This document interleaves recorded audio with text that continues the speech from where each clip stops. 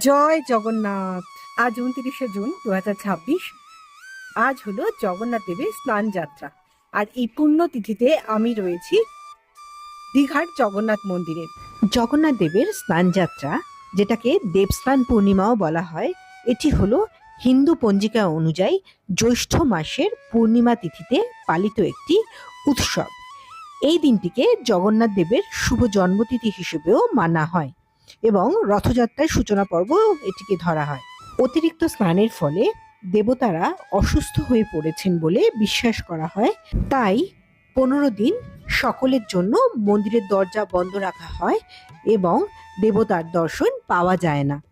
তবে গর্ভগৃহ বন্ধ থাকলেও মন্দির চত্বর কিন্তু খোলা থাকবে এই 15 দিন।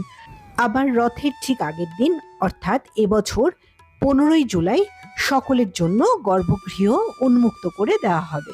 আমি এখন মন্দির চত্বরেই রয়েছি। মন্দির চত্বর থেকেই পুরো ব্যাপারটা তুলে ধরলাম। আপনারা মন্দিরে আসতেই পারেন আগামী 15 দিন, কিন্তু জগন্নাথ দেবের দর্শন হবে না, কিন্তু মন্দির খোলা থাকবে। জয় জগন্নাথ।